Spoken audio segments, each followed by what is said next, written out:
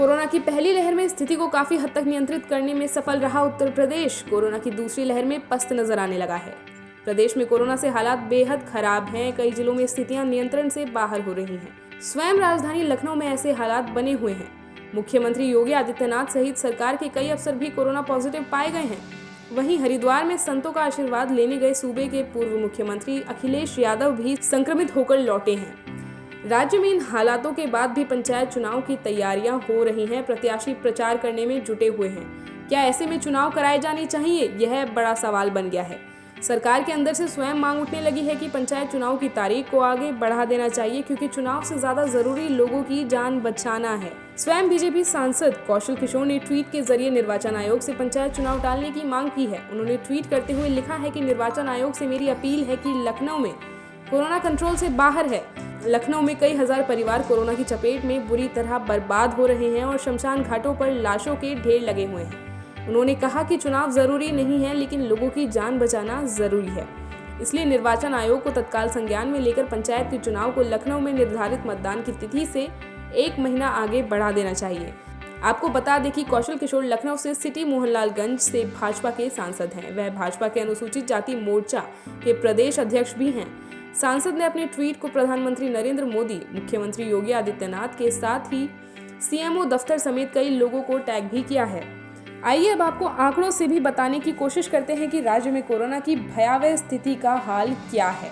जी, मात्र 13 दिनों में सूबे में कोरोना के 7 गुना नए केस बढ़े हैं।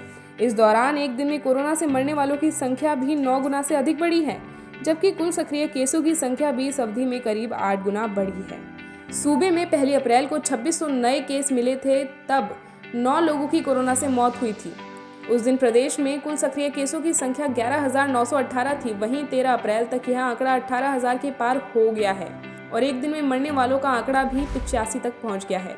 वहीं कुल सक्रिय केसों का आंकड़ा 95,980 के पार हो गया है। हालात राजधानी लखनऊ के अलावा प्रयागराज, कानपुर और वाराणसी में भी बहुत अधिक खराब हैं। कोरोना पॉजिटिव होने की वजह से मुख्यमंत्री योगी आदित्यनाथ ने खुद को आइसोलेट कर लिया है। सरकार में तैनात कई बड़े अधिकारी भी कोरोना की चपेट में हैं और अखिलेश यादव हरिद्वार तो गए थे संतों का आशीर्वाद लेने, पर लौटे कोरोना संक्रमण लेकर। लखनऊ के शवगृहों की लगातार खबर आ रही है कि वहां लाशों का ढेर लगा हुआ है। उधर केंद्र सरकार को सीबीएसई की 12वीं परीक्षा स्थगित और 10वीं की परीक्षा रद्द करनी पड़ी है। यह फैसला प्रधानमंत्री नरेंद्र मोदी व केंद्रीय शिक्षा मंत्री डॉक्टर रमेश पोखरियाल निशंक के बीच हुई उच्च स्तरीय बैठक में लिया गया। 12वीं की परीक्षा 4 मई से 14 जून 2021 के बीच आयोजित होनी थी। अब इन परीक्षाओं को बाद में आयोजित किया जाएगा। वहीं रद्द की गई 10वीं बोर्ड परीक्षा का परिणाम सीबीएसई की ओर से तैयार की जाने वाली असेसमेंट पद्धति से किया जाएगा। कुल मिलाकर पूरे देश में जो हालात बने हुए हैं, ऐसे में सरकार क्या सोच रही है, यह समझना काफी मुश्किल है। जब कोरोना की पहली लहर में कम मामलों के बावजूद भी जबरदस्त सख्ती बढ़ती जा रही थी, तो अब सरकार किस चीज का इंतजार कर रही है? ब्यूरो रिपोर्ट, अपना प्रदेश।